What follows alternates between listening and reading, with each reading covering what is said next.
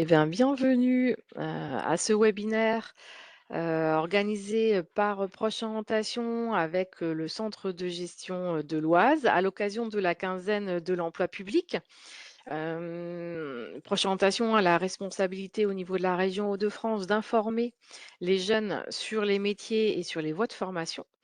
Et c'est important, on s'est dit que c'était important qu'on puisse, aussi se projeter, dans les métiers des différents services publics. Parce qu'on pense souvent à son métier, dans une entreprise privée quand on est dans son cursus ou dans sa formation, mais sachez que tous les métiers peuvent être faits aussi dans les services publics. Donc, à l'occasion de cette quinzaine de l'emploi public au niveau national, Proche Orientation, donc service d'information, métier et formation dans les Hauts-de-France, avait envie de s'entourer, ce qu'on appelle nous d'ambassadeurs et d'ambassadrices, et aujourd'hui en particulier sur les métiers de la fonction publique. Donc, j'ai le grand plaisir d'être accompagnée par Madame Faux du centre de gestion de l'Oise qui va animer ce webinaire avec moi. Merci, un plaisir partagé, Madame Marquet. Bonjour à toutes et à tous. Alors n'hésitez pas à poser vos questions dans le chat puisque donc le webinaire est enregistré. Nous n'avons pas de droit à l'image, donc nous ne pouvons pas vous faire figurer en tant que participant, mais n'hésitez pas à poser vos questions dans le chat et on se fera un plaisir de vous y répondre. L'objectif aujourd'hui, donc pendant cette petite heure, c'est de vous présenter, bien sûr d'abord le centre de gestion, mais globalement la fonction publique et plus particulièrement l'emploi territorial. Parce que c'est vrai que c'est une manière de trouver, des débouchés et des emplois autour de chez vous. Donc, on l'oublie souvent, on pense souvent à la fonction publique d'État ou à la fonction publique hospitalière, mais il y a aussi l'emploi territorial qui est très important pour un certain nombre de débouchés dans plein de secteurs différents. On va le voir ensemble. Donc l'important, c'est de savoir aussi comment on y accède. Et puis moi, je finaliserai par les outils de proche orientation qui peuvent vous donner voilà, des indications pour en savoir plus sur les métiers et les voies de formation qui permettent d'accéder à ces métiers. Eh bien, je vais tout de suite passer la parole à Madame Faux pour la présentation du centre de gestion. Qu'est-ce que c'est et à quoi vous servez? Alors, le centre de gestion de la fonction publique de l'Oise, donc le CDG 60, nous sommes un établissement de la fonction publique territoriale, puisque il existe trois fonctions publiques. La fonction publique d'État, où on va retrouver les ministères, le gouvernement, les enseignants, la fonction publique hospitalière avec l'hôpital public, hein, elle porte bien son nom, fonction publique hospitalière, et la territoriale. La territoriale, c'est, je dirais de façon directe, tout ce qui touche notre quotidien, c'est la région, et en particulier aujourd'hui la région des Hauts-de-France, à laquelle est rattachée évidemment Proche Orientation. Ce sont les conseils départementaux, ce sont toutes les mairies des collectivités qu'on appelle collectivités locales, les communautés de communes, les intercommunalités, etc. Donc, la loi a créé les centres de gestion en 1984 quand la fonction publique territoriale a été créée.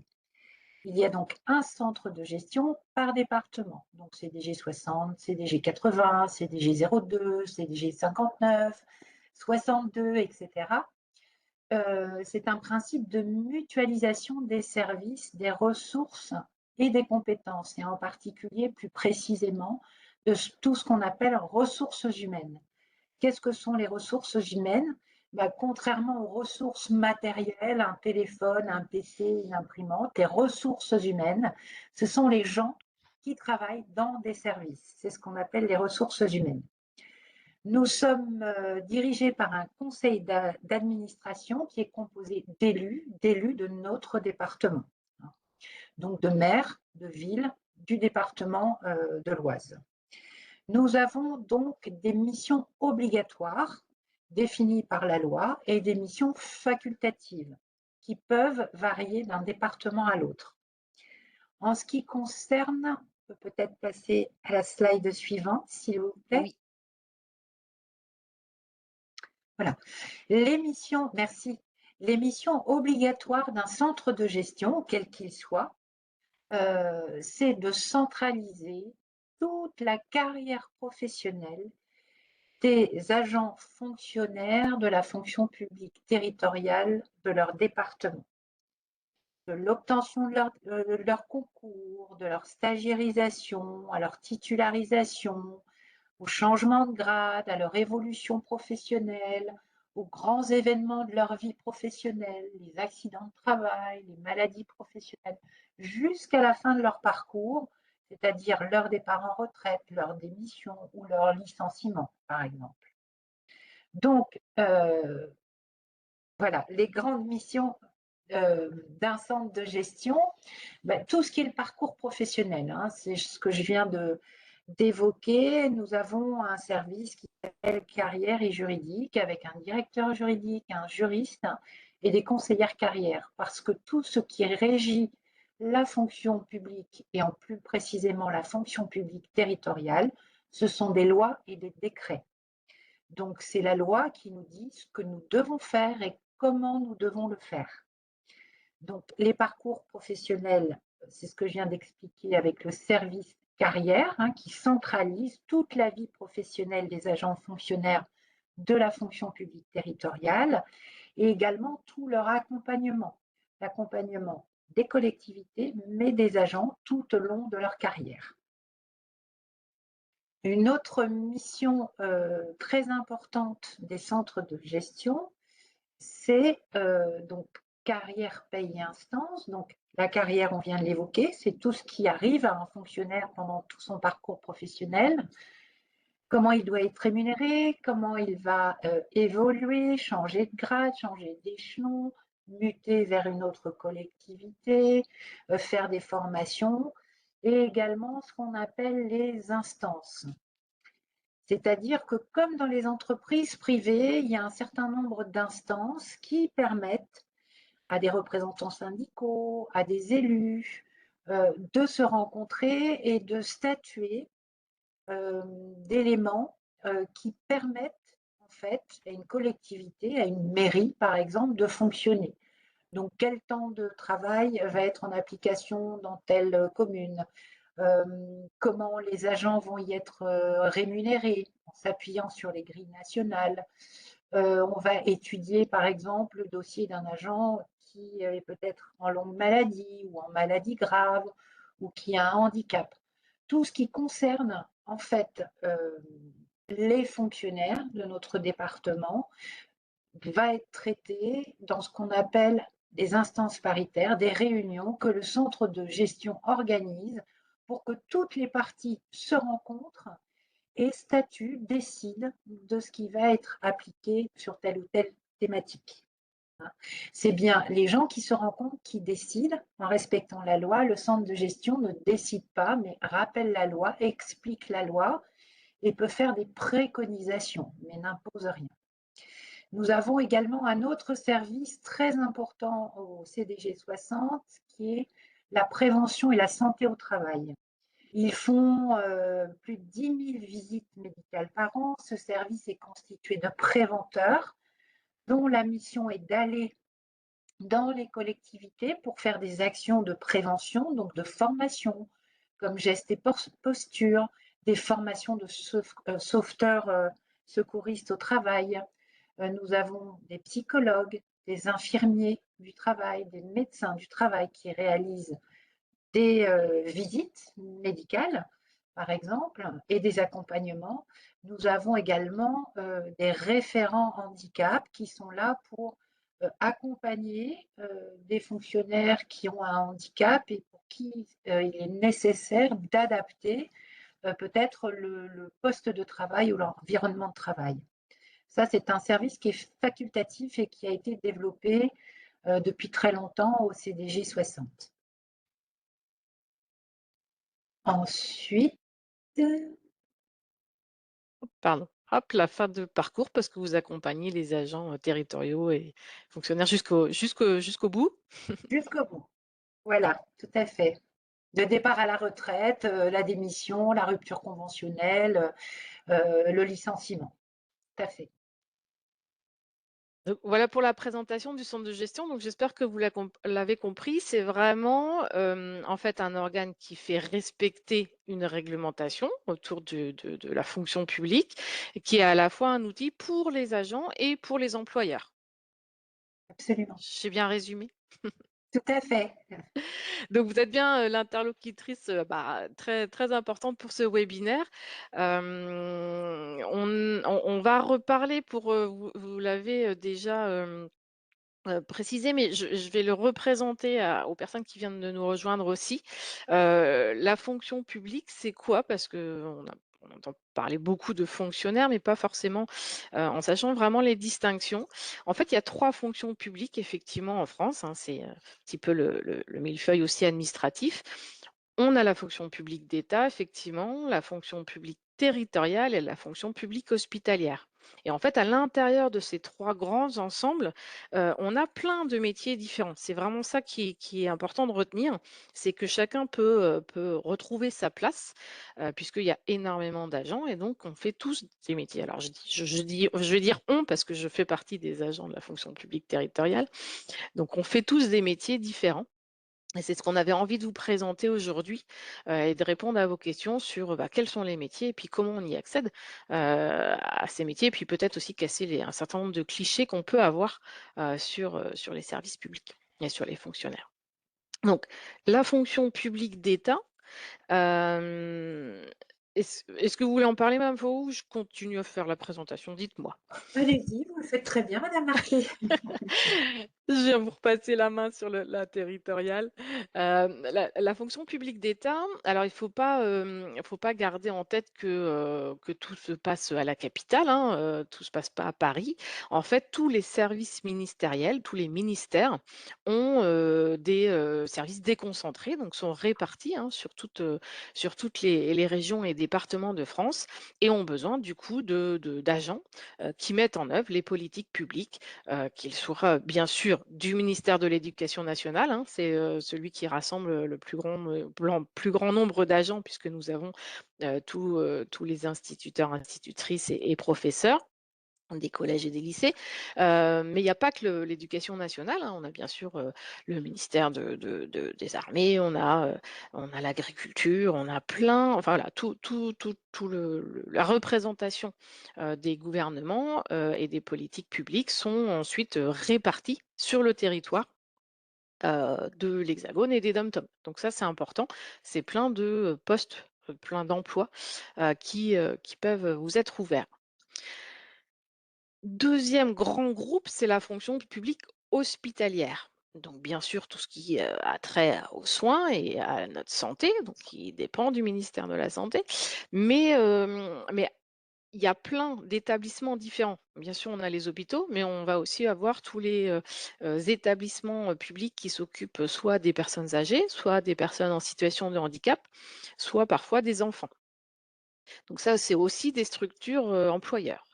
Et en fait, au sein, d'un hôpital, il n'y a pas du tout que les professions médicales. C'est important de savoir, mais ça, on va en reparler, que bien sûr, pour faire fonctionner un hôpital, eh bien, il faut aussi, de l'informatique, il faut des métiers support, de ressources humaines, il faut parfois, des agents paysagers, il faut, de la restauration, bien sûr. Donc on n'a pas que les fonctions médicales à proprement parler, mais on a aussi tout ce qui, a trait à un fonctionnement d'un service. Et enfin, le troisième grand bloc de fonction publique, c'est la fonction publique territoriale. Alors, qu'est-ce que ça veut dire? Ça veut dire qu'on est employé par donc enfin, principalement les 3 grands groupes de collectivités, c'est-à-dire au niveau de la mairie, au niveau du département et au niveau de la région. Et à chaque, collectivité, à chaque échelle de collectivité, on va vous en reparler, on a des compétences obligatoires, et donc pour exercer ces compétences, eh bien forcément, il va falloir des agents, qui mettent en œuvre, à chaque échelle, de la collectivité, ça s'appelle les collectivités territoriales. Eh bien, à chaque échelle, on a, des compétences à mettre en œuvre, et donc il faut des ressources humaines pour le faire, et c'est peut-être vous, les prochaines personnes à intégrer dans ces services publics. Donc voilà, 3 fonctions publiques, c'est important parce qu'après on va vous en reparler. On a éventuellement des possibilités de mobilité, de l'une à l'autre, puisqu'on a des compétences qui vont être partagées entre, l'État, une commune, un hôpital, pourquoi pas, en fonction de vos formations et vos compétences. Donc voilà, donc un certain nombre d'employeurs, plus particulièrement dans l'Oise. On a 679 communes dans l'Oise, des intercommunalités. Donc les intercos, bah, ce sont des regroupements de communes, qui, choisissent de se regrouper justement pour exercer telle ou telle compétence. Bien sûr, ensuite, à l'échelle du conseil départemental et de ses compétences particulières, et effectivement, le SDIS, tout ce qui est incendie et secours, et puis ensuite un certain nombre d'organismes publics, qui ont aussi, des actions et donc du coup, bah, possiblement des offres d'emploi à vous proposer. Je vous laisse compléter Madame Faux si, Oui. sur ces diapositives, vous avez des choses à rajouter. Alors, à rajouter, juste à préciser, effectivement, il y a plus de 250 métiers différents dans la fonction publique territoriale. Pour vraiment imager les choses, les services publics de la territoriale sont des services qui nous permettent de vivre tous ensemble au quotidien. C'est-à-dire que très concrètement, hein, pour vous donner des exemples concrets, ce sont les ATSEM qui vont accueillir les enfants à l'école primaire, ce sont les employés de restauration scolaire qui travaillent à la cantine, les employés qui vont travailler pour le périscolaire. Ce sont également c'est le ramassage des ordures ménagères, c'est l'entretien du réseau routier, c'est les transports en commun, c'est les salles de spectacle, les médiathèques, les bibliothèques. Ce sont des chargés de développement économique, des chargés de développement durable. C'est tout ce qui nous permet de vivre tous ensemble au quotidien, très concrètement, voilà, sur nos territoires et dans nos départements. Ce sont des maîtres nageurs aussi. Voilà, il y a beaucoup, beaucoup, beaucoup de métiers. Donc, pour faire un petit focus sur l'emploi territorial, alors aujourd'hui, sur ce webinaire, on a souhaité faire un focus sur le bassin académique central. Donc, vous allez avoir quelques logos de collectivités qui sont autour de chez vous. Mais sachez que voilà, ce qu'on vous dit là est valable bien sûr dans toute l'Oise et encore plus dans tous les départements et Oui. tout le territoire national. Donc, Oui, allez-y. oui.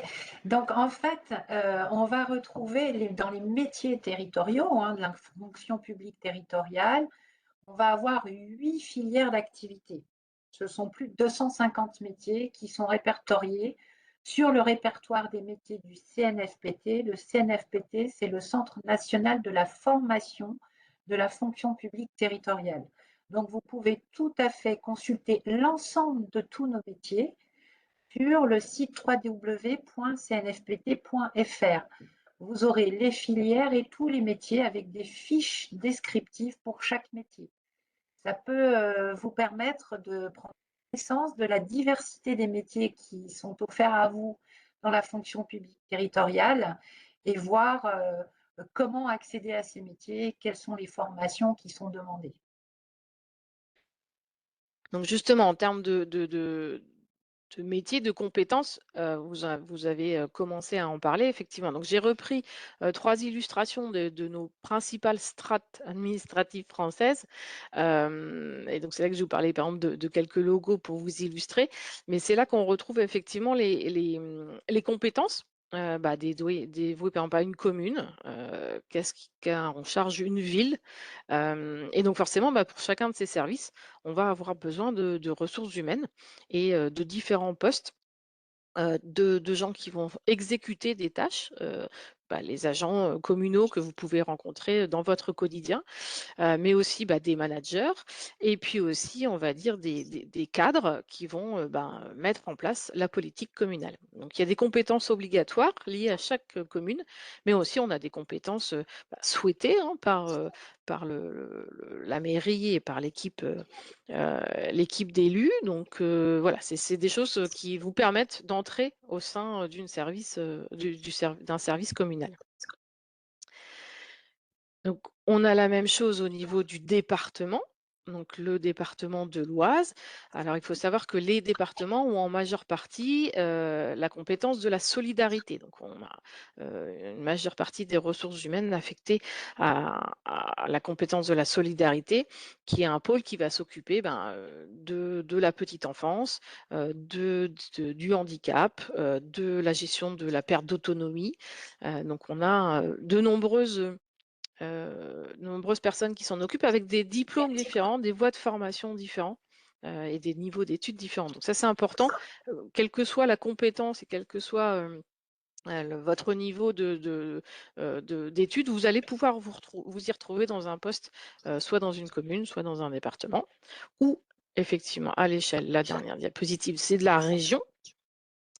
Et donc la région, par exemple, a en charge, les lycées, les transports ferroviaires, mais tout un tas d'autres choses aussi. Et par exemple, quand on vous parlait de mobilité ou de choses, oui, de compétences que vous pouvez exercer à différents niveaux en fonction de vos choix, typiquement, la commune a en charge, les établissements du premier degré, donc les maternelles primaires.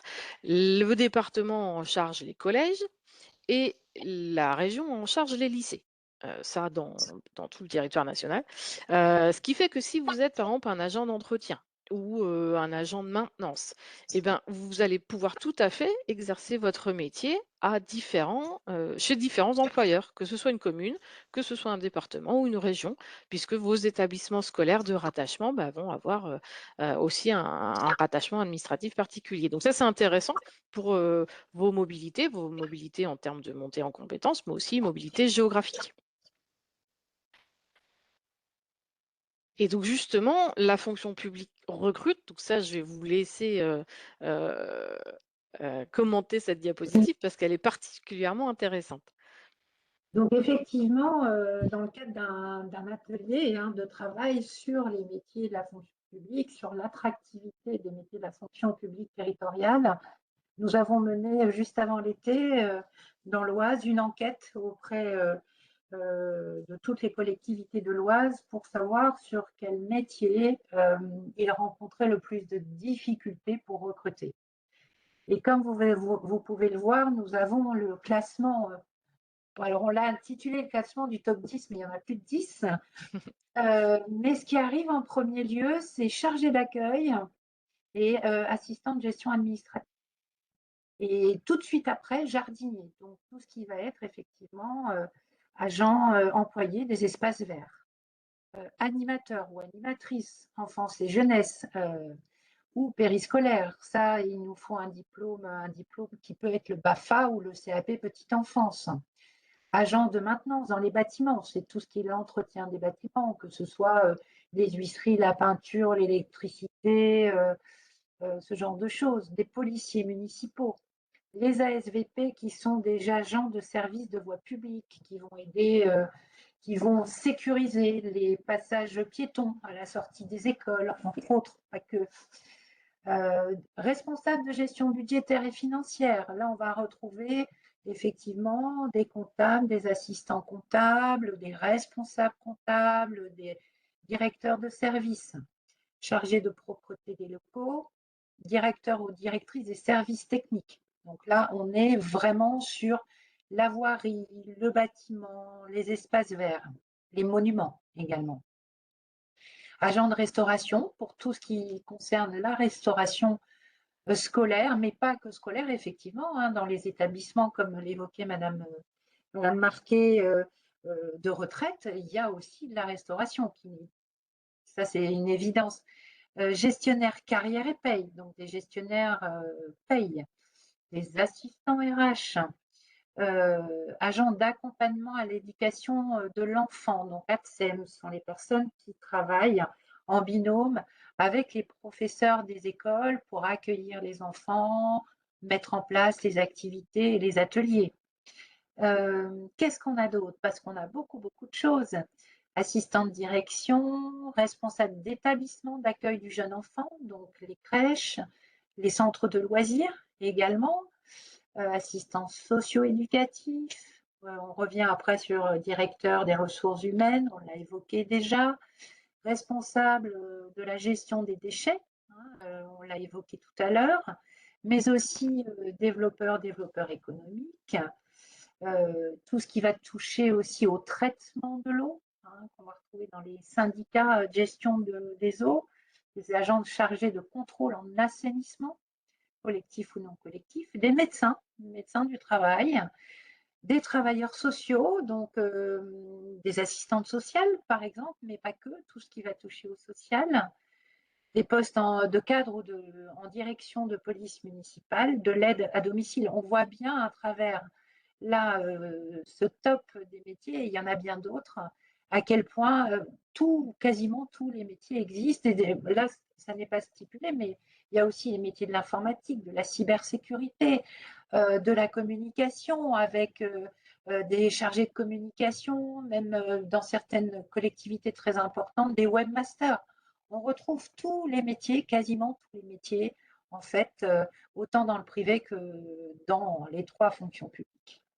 C'est exactement ça le message. C'est vrai que voilà, on pense souvent à exercer son métier dans une entreprise, mais il ne faut pas oublier qu'on en a besoin aussi au service de la collectivité, voilà, de nous, hein, on est tous citoyens et on a besoin de tous ces panels de métiers pour pouvoir vivre dans notre cadre de vie et avoir tous les services publics à notre service, justement. Donc pour résumer, alors vous avez vu effectivement, chacun peut s'y retrouver du coup, on a pour tous les goûts. Donc ces emplois territoriaux peuvent être répartis dans 8 filières. Effectivement, on va vous expliquer après comment on y rentre. Donc il faut, le plus souvent quand même s'identifier un petit peu dans une filière en fonction de votre niveau d'études et puis aussi de votre diplôme ou de votre compétence, de votre déjà vie professionnelle passée. Donc on a 8 filières dans l'emploi territorial qui sont, expliquées ici. Donc voilà, on a l'administrative, les filières techniques, culturelles, sportives, médico-sociales, l'animation, la sécurité et bien particulièrement incendie et secours pour rentrer dans les SDIS. Et au sein de chaque filière, en fait, vous avez 3 catégories de typologie de postes. On a les agents, d'exécution, donc qui vont remplir leur mission au quotidien, auprès, des citoyens. Donc c'est la catégorie C. Donc là, on est sur un niveau infra-bac en fonction des compétences, mais globalement, c'est plutôt la règle. La catégorie B, donc là, on a, un encadrement, donc on peut manager une petite équipe, mais aussi bien sûr être, chargé de mission, par exemple, sur un domaine particulier et donc là, on est plutôt, on va dire, pour faire un résumé, un une catégorie bac à bac+2. Et puis, vous avez la catégorie A. Donc là, on a soit des directeurs ou des managers de plus grosses équipes. Et puis, ça va être aussi des postes où on va plutôt être dans des forces de proposition, dans des réponses aussi à des commandes, hein. Vous avez vu, hein, à l'échelle d'une commune, d'un département ou d'une région, on est forcément en charge d'une politique publique, hein, qui a été décidée par les élus. Et donc, on va être en poste de catégorie A, force de proposition, pour traduire cette politique publique en actes, en budget, en calendrier. Donc voilà. Et donc là, on est sur des fonctions d'encadrement qui sont à partir de bac+3 le plus souvent, quelle que soit la filière, hein. Ça, vous avez ça dans toutes les filières.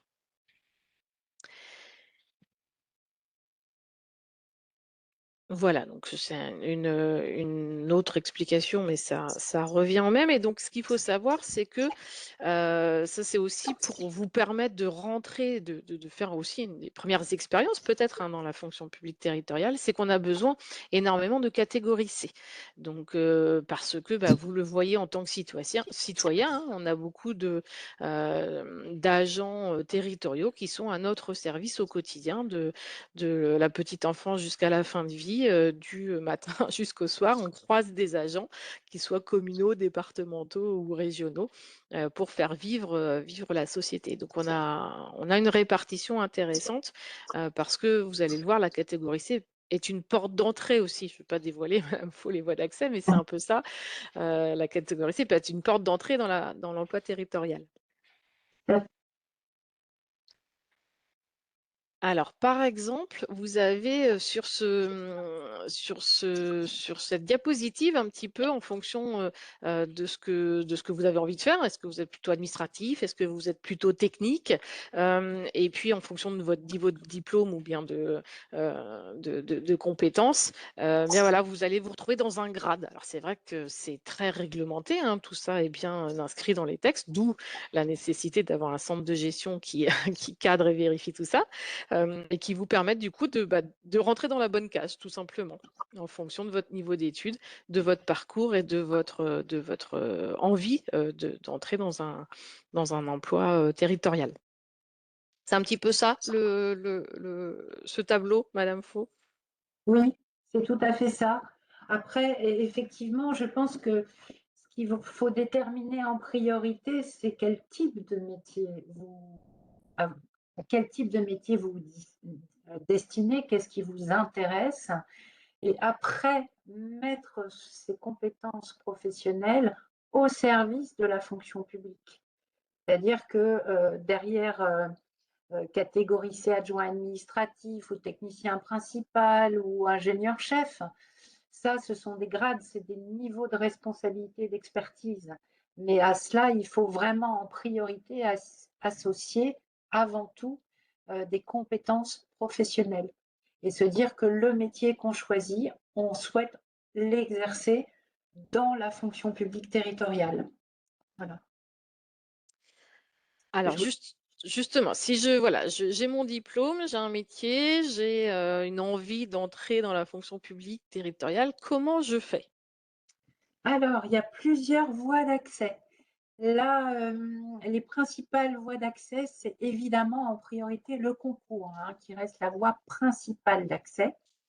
Il faut savoir que les postes qui sont ce qu'on appelle dans la fonction publique territoriale permanents, c'est les postes sur lesquels on a des besoins ad vitam aeternam, c'est-à-dire qu'on a absolument besoin de ces postes-là, de ces métiers-là, pour assurer, quoi qu'il advienne, la continuité du service public où qu'on se trouve en fait dans l'Hexagone, hein, puisque ces services publics doivent être les mêmes et accessibles pour tout citoyen sur tout le territoire français. Donc la première voie, le concours, mais il faut savoir également que donc on peut aussi, une collectivité territoriale peut également recruter ce qu'on appelle un contractuel, donc quelqu'un qui n'aurait pas de concours. C'est ce qu'on va appeler ça contractuel parce que cette personne, concrètement, va être en contrat à durée déterminée de droit public.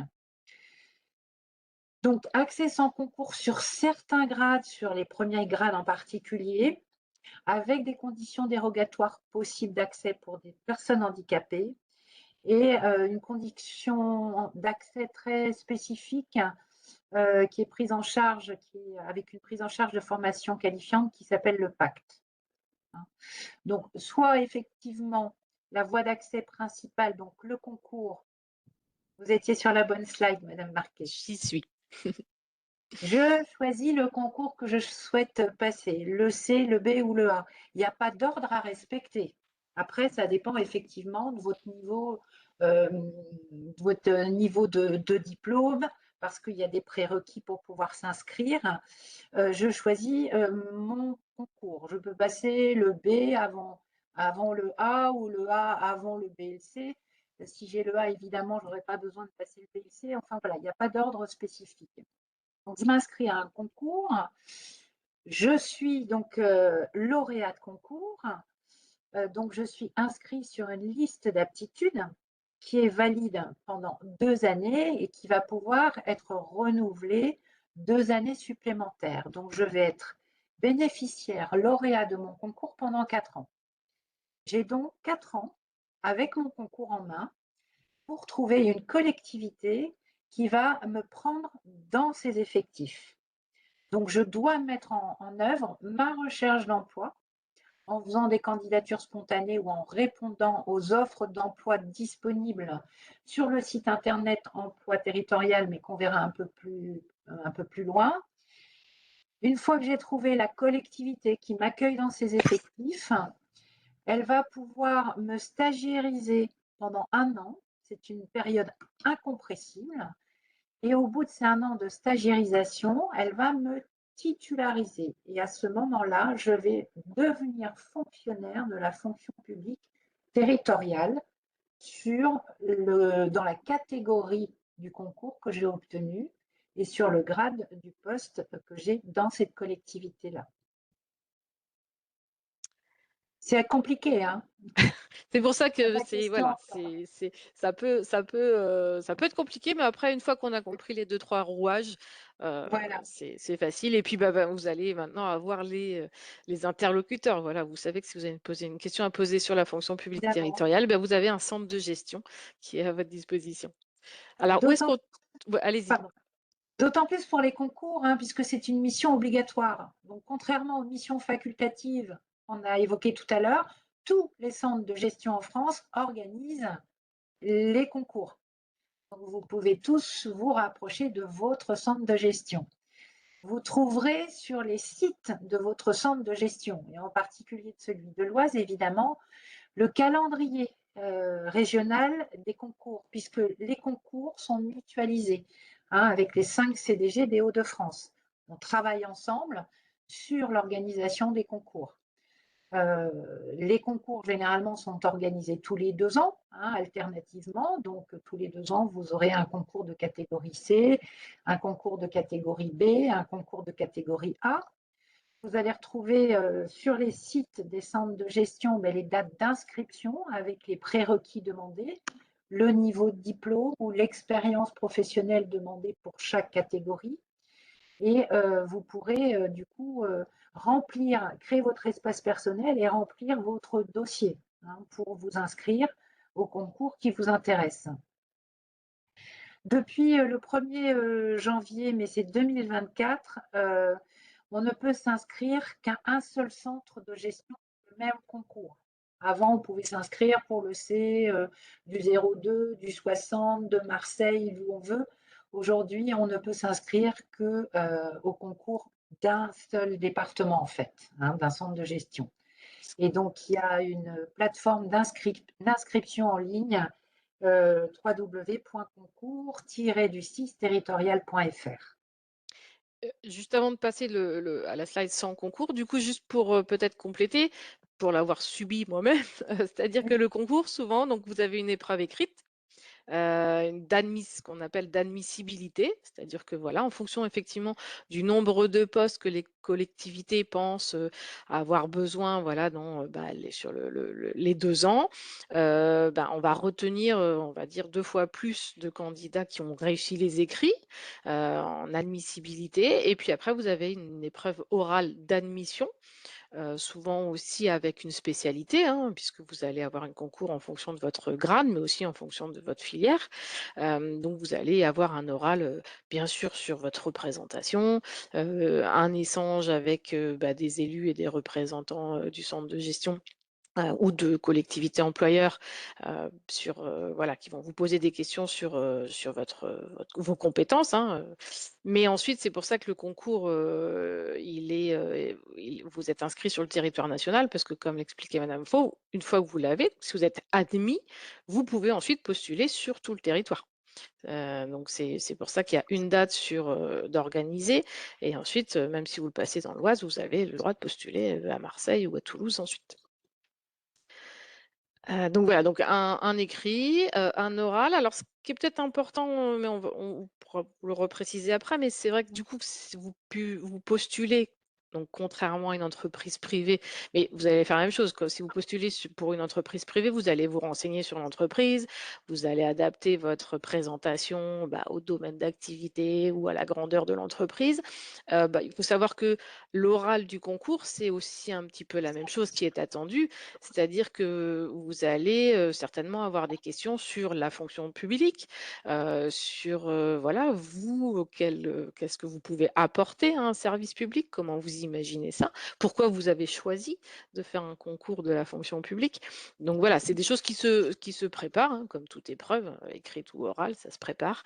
Mais c'est tout à fait possible. La preuve, c'est que on a des réussites, tous les ans. Donc voilà, donc c'est important de se dire, voilà, j'ai envie d'un métier, j'ai envie d'un emploi, mais l'exercer dans la fonction publique, bah, voilà, c'est pas la même chose que de l'exercer dans une entreprise privée. J'ai l'habitude de dire aux jeunes qu'on renseigne qu'il y a pas de bon et il y a pas de méchant, hein. C'est juste 2 façons, d'exercer son métier différentes. À un moment de sa vie, on peut être, dans une entreprise privée, puis ensuite basculer dans la fonction publique parce qu'on passe un concours et inversement, on va le voir aussi.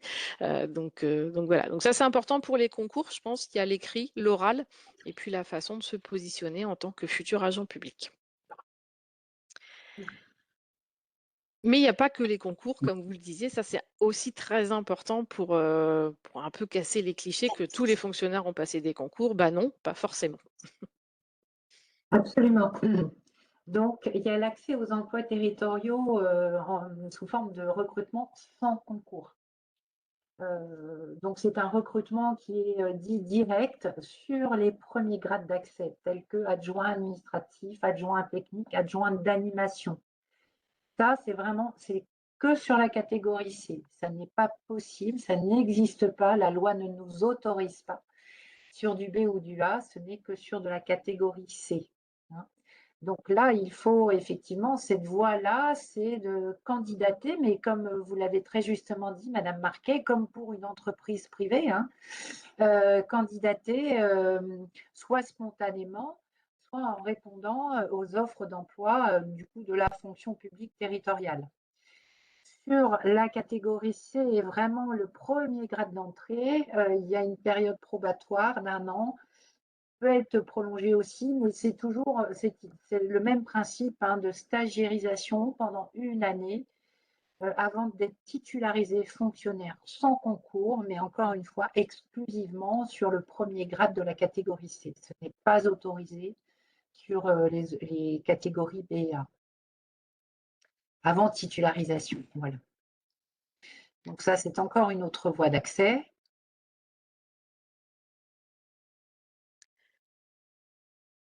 Alors, pour les personnes soit en situation de handicap, soit qui ont peut-être aussi des.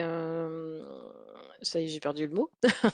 Une reconversion, quelque chose en lien avec une inaptitude, peut-être, ça peut. Dites-moi si ça rentre dans le même cadre.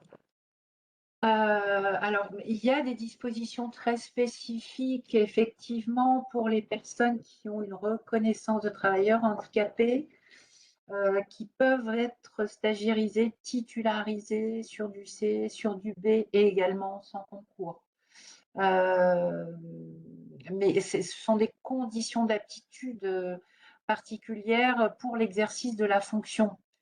Donc, aptitude physique, la nationalité, le casier judiciaire, les droits civiques, service national ou JDC. Mais ça, c'est des obligations, je dirais, dans tous les cas de figure, qu'on ait le concours ou pas de concours. Donc, effectivement, mais pour des personnes qui seraient reconnues travailleurs handicapés, il faut vraiment vous rapprocher de votre centre de gestion pour qu'on puisse bien vous expliquer dans le détail, au cas par cas, hein, les cas de figure et les possibilités. Et Oui, allez-y. alors je continue, mais par rapport aux offres d'emploi, ce qui est important, c'est que parce qu'on a parlé des concours, effectivement, notamment obligatoires pour les catégories B et A, mais on a donc des contrats, et de toute façon, l'obligation, enfin, si je me souviens bien, même en rentrant sous format contractuel, on aura cette obligation de se présenter au concours. Ensuite, bah, vous l'avez pas, ça ça dépend de vous. Mais ça, c'est important parce qu'on peut rentrer, en forme enfin, sous un contrat, d'emploi, public, passer le concours une fois qu'on y est et du coup, pouvoir postuler ensuite, pour être stagiaire puis titulaire de la fonction publique. Oui, alors, une fois qu'on rentre en tant que contractuel, euh, on n'a pas d'obligation de passer le concours. D'accord, je Si on rentre croyais. sur une catégorie B, voilà, non. Si on rentre sur une catégorie C, donc, et sur le premier grade, où c'est la seule situation où on peut stagiairiser et titulariser sans concours, une fois qu'on y sera, effectivement, une fois qu'on devient un fonctionnaire, si on veut faire évoluer sa carrière, donc en termes de responsabilité et aussi du coup de rémunération, il faudra passer des concours. Maintenant, si on ne veut pas passer de concours, notre carrière évolue, mais beaucoup moins vite, puisque si on est stagiairisé, titularisé sur une catégorie C, eh ben, on va pouvoir, notre carrière et notre rémunération va évoluer, mais dans la catégorie C. On ne pourra jamais accéder à la rémunération et responsabilité du B, sauf si on passe un concours. Donc ça, c'est un choix, ce n'est pas une obligation. Les contractuels, si un contractuel veut être pérennisé, il faudra qu'il ait 6 années de contrat consécutifs dans la même collectivité pour pouvoir être CDIsé au bout de 6 ans. Si la collectivité peut justifier qu'elle a cherché un fonctionnaire qui aurait l'expertise, les compétences requises et qu'elle n'en a pas trouvé. Et quand on est CDIsé, on est comme sur un CDI du privé, mais on ne bascule pas, on ne devient pas fonctionnaire, on ne change pas de caisse, on reste affilié au régime général. Il n'y a que dans la fonction publique hospitalière et d'État où le CDI est possible dès l'entrée. Dans la territoriale, la loi ne nous l'autorise pas. Je Alors voilà, c'est ce qu'on... Pardon. Oui, je reviens juste sur les deux liens qui sont importants parce que du coup, sur ces liens, vous allez retrouver du coup les offres d'emploi de la fonction publique. Et sur ces offres d'emploi, vous allez savoir s'il faut, parfois c'est ouvert que aux titulaires, parfois c'est ouvert aux titulaires et aux contractuels. Et en fonction des catégories, effectivement, bah, vous savez maintenant si vous pouvez peut-être être stagiairisé sur une catégorie C ou bah, pouvoir entrer faire un concours Oui, pour ensuite avoir le bénéfice du concours et puis et postuler aux offres d'emploi pour devenir titulaire. Donc ça, c'est important. Sur les offres d'emploi, c'est marqué ouvert à toute personne ou alors spécifiquement sur un fonctionnaire. voilà.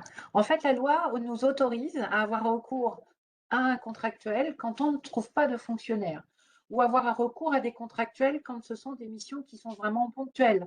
Il se met à neiger très fortement demain, peut-être que la ville va avoir besoin ponctuellement de renforcer ses équipes techniques parce qu'il va falloir sabler, déneiger et qu'à un moment donné, pour un temps donné, on va avoir besoin. Là, la loi nous autorise à avoir recours effectivement aux contractuels. Ce qui est très important, pardon, sur les deux adresses qui ont été précisées pour pouvoir postuler aux offres d'emploi. Vous avez donc le site emploi-du-6 territorial. Il faut savoir que toutes les collectivités de la fonction publique territoriale sur le territoire ont une obligation de diffuser leur offre d'emploi, leur recrutement sur ce site. Donc, ça peut vous permettre des choses quand même très intéressantes. Je dirais que si vous en êtes à l'étape de qu'est-ce que je veux faire, comment je veux orienter ma vie professionnelle, vous pouvez sur ce site créer votre espace, y déposer votre CV, créer des alertes, parce que ce site sert également de CVTech pour toutes les collectivités qui cherchent à recruter. Vous pouvez sélectionner des métiers ou des filières et des zones géographiques.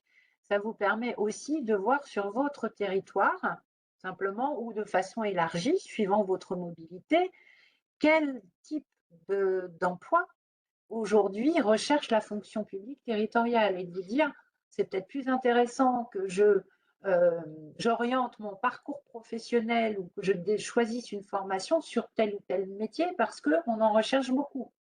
Donc, vous voyez, ça vous permet de faire quand même une étude de marché pour se dire, voilà, qu'est-ce que m'offre aujourd'hui la fonction publique territoriale comme possible débouché professionnel? Et ça vous permet de postuler, ça vous permet de rentrer dans le détail des offres pour voir éventuellement le diplôme demandé ou l'expérience attendue. Ça vous permet bien évidemment de candidater, mais pourquoi pas aussi, par ce biais-là, de contacter les collectivités qui sont sur votre zone de mobilité et à qui vous pourrez peut-être tenter de demander une immersion. en disant: «Voilà, moi j'ai envie de découvrir la fonction publique territoriale. Est-ce que vous acceptez de m'accueillir en stage ou pour une semaine parce que j'ai envie, de devenir, comptable, public, parce que j'ai envie de découvrir, le métier, d'adjoint technique, au service technique?» Donc c'est une vraie source d'information pour affiner votre projet. Et toutes les offres d'emploi territorial qui est destinées avant tout à la fonction publique territoriale sont reprises sur la plateforme Place de l'emploi public ou qui s'appelle aussi Choisir l'emploi public, il me semble. Oui, c'est ça, choisir l'emploi public et ça, c'est important parce que vous pouvez, comme on l'a dit, pendant le webinaire, vous pouvez rentrer sur un emploi, de la fonction publique territoriale. Et puis, on a cette possibilité, une fois qu'on est titulaire, de pouvoir faire une mobilité et changer de fonction publique.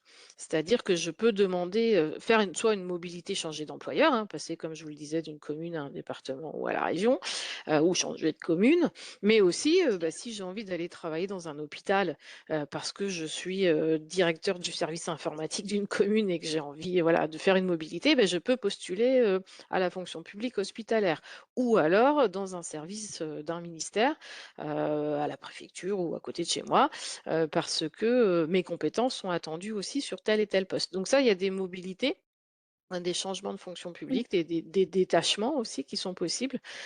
Si vous voulez être, enseignant, parce que c'est un métier aussi qui recrute, au niveau de la fonction publique d'État, bah, vous pouvez aussi faire un détachement pour aller, être enseignant, voilà, en étant titulaire. Donc, bien sûr, à chaque poste, il va y avoir des conditions d'accès en termes de diplôme et de compétences, mais ça, c'est important parce qu'une fois qu'on est fonctionnaire, on a quand même cette possibilité de changer d'employeur, et aussi de prendre une disponibilité et de retourner, dans une entreprise privée si on a envie.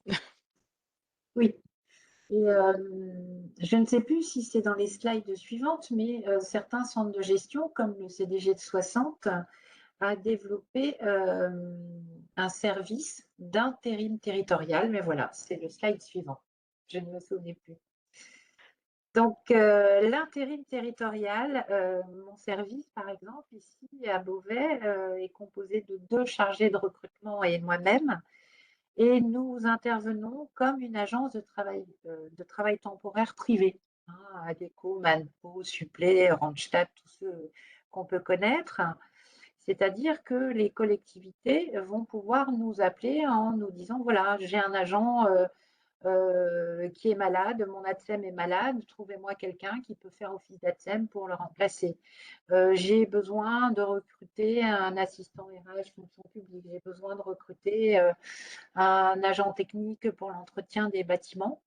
Et nous allons travailler comme une agence de travail temporaire privée, puisque la loi interdit normalement aux collectivités de passer par les agences privées, sauf si leur centre de gestion ne peut pas leur apporter ce service. Et nous allons mettre à disposition en fait des agents qui vont pouvoir travailler pour un CDD sur des missions données dans une commune. Et très souvent, on voit par ce biais-là que des agents, au fil du cumul de CDD, peuvent avoir très souvent des opportunités effectivement de recrutement après en stagiairisation, titularisation, s'ils sont de la catégorie C, ou sur des contrats d'assez longue durée pour des remplacements. Et c'est ce qui peut vous permettre de faire votre expérience dans la fonction publique territoriale, d'en comprendre les rouages, comment ça fonctionne. Donc ça, il ne faut pas hésiter à vous rapprocher de votre centre de gestion et de les interroger pour savoir si ils ont eux aussi un service qui est dédié à l'intérim territorial. Nous, ici à Beauvais, on va avoir 250 contractuels différents chaque jour en poste dans plein de collectivités du département sur tous les métiers, comme on l'a évoqué tout à l'heure. Donc, c'est aussi une vraie porte d'entrée et une vraie possibilité pour vous de commencer à travailler et encore plus dans la fonction publique territoriale et de construire votre parcours et de passer les concours et de pouvoir vraiment commencer à construire, oui, votre parcours professionnel dans la fonction publique territoriale. Donc ça, c'est une super idée, une super, perspective effectivement, c'est vraiment votre rôle en fait de centre de gestion de à la fois répondre aux besoins des différentes collectivités et puis, bah, d'aller chercher et dénicher, les talents, qui ne demandent qu'à Oui, rentrer dans la fonction publique. absolument. Écoutez, je vais laisser, nos connectés poser des questions dans le chat, hésitez pas, parce qu'on a encore quelques minutes ensemble. On a essayé de vous présenter un maximum de métiers et puis de voies d'accès, donc du coup à la fonction publique. Pour terminer, moi je vais vous présenter les outils qui sont proposés par Proche Orientation, donc pour les jeunes, mais aussi pour les moins jeunes. Vous allez voir sur le site internet, il y a un certain nombre d'outils qui sont proposés, bah, pour justement faire son choix d'orientation, bien visualiser son futur métier, les diplômes, les formations et pendant ce temps-là, bah, je vous invite à nous poser des questions, dans le chat si vous avez, encore des interrogations sur les métiers de la fonction publique et les voies d'accès. Alors, souvent, alors c'est valable particulièrement pour les jeunes, scolaires, collégiens, lycéens, mais de toute façon, à un moment de sa vie aussi, on est tous amenés à se dire: «Mais finalement, qu'est-ce que j'ai envie de faire? Qu'est-ce que j'ai envie de voilà, est-ce que j'ai envie de changer? Est-ce que j'ai envie de poursuivre ou de changer de compétences?» Donc première étape, c'est surtout de se tester, en fait. Bien se connaître. Parce qu'on a tous des envies différentes, les uns en fonction des autres, mais aussi au fur et à mesure de sa vie professionnelle, de sa vie personnelle. On peut avoir, envie d'évoluer, envie de changer complètement de domaine d'activité. Donc je vous invite à faire des questionnaires d'intérêt. Ces questionnaires, ça permet aussi de peut-être, traduire ce qu'on aime faire en métier. Qu'est-ce qu'on veut faire vraiment? Et puis de se dire: «De toute façon, tous les métiers s'apprennent». Ça, c'est important. Donc s'apprennent et on se forme. Ça, on peut en reparler aussi dans la fonction publique, hein. On vient avec un certain nombre de connaissances et de diplômes, mais on apprend aussi les employeurs publics vous forment aussi à votre poste. Donc je vous invite à faire dans une première étape des questionnaires d'intérêt. On en a un sur le site Proche Orientation, hein, qui s'appelle «Quel métier me convient?». Ça va vous permettre d'avoir des points forts, de déterminer des points forts qui vont se traduire en métier. Quel métier me convient? Ensuite, une fois que voilà, j'ai peut-être, un peu mieux défini ce que j'avais envie de faire, bah, c'est de se renseigner sur les métiers et les formations. Donc comme vous le faites aujourd'hui en assistant à ce webinaire. Sur le site Proche Orientation, vous allez retrouver aussi un certain nombre de ce qu'on appelle la collection des essentiels, un certain nombre d'articles qui, détaillent des secteurs d'activité. Et ça, c'est important parce qu'on va rentrer bien sûr par le cœur du métier et maintenant vous savez que quel que soit le secteur d'activité, bah, vous allez pouvoir ensuite avoir des emplois privés ou des emplois publics, que ce soit dans l'agriculture, le sport, le service à la famille et bien ça, vous allez, avoir des structures privées, des structures publiques qui peuvent vous accueillir. Donc vous renseignez-vous sur les métiers. On a aussi, la chaîne YouTube où vous allez retrouver ce webinaire et du coup le diaporama puisqu'on me demande dans le chat si vous pouvez avoir le PowerPoint. Bah, ce webinaire sera en replay sur la chaîne, donc vous aurez effectivement, aussi les diapositives. Le site Proche Orientation particulièrement dédié aux jeunes scolaires, donc vous allez avoir les formations post-troisième et post-bac. Mais sachez que vous allez aussi retrouver par métier les formations continues tout au long de la vie. Donc vous êtes professionnel aujourd'hui, vous avez envie de monter en compétences, compléter votre formation et votre cursus. Vous allez retrouver aussi les établissements de formation professionnelle tout au long de sa vie sur le site Proche Orientation. Donc vous vous connaissez mieux, vous avez, enquêté sur un métier. Maintenant, comment est-ce que je valide mon projet? Alors, première possibilité pour les jeunes, qui sont encore, scolarisés, c'est de faire des stages. Alors vous avez des stages obligatoires pendant le cursus. L'approche orientation vous propose de continuer, d'approfondir ou de voir complètement autre chose pendant les vacances scolaires. Donc sachez que sur le site, vous allez retrouver une convention de stage, découverte métier pendant les vacances scolaires. Comme l'a dit, madame Faux, vous avez aussi entendu que pour les fonctions publiques, les services publics, n'hésitez pas à solliciter aussi, ben, ce sont des lieux de stage, ça peut être aussi des lieux d'apprentissage, hein, nombreuses collectivités prennent des apprentis sur les différents métiers et puis on peut aussi faire des immersions. C'est-à-dire qu'on soit déjà en poste, privé ou public ou qu'on soit en formation, n'hésitez pas à vous renseigner auprès soit du centre de gestion, soit des collectivités qui recrutent pour pouvoir, faire une période, un petit peu de découverte, d'immersion dans les services pour, en apprendre plus sur la façon d'exercer ces emplois et puis aussi comment est-ce qu'on peut y rentrer.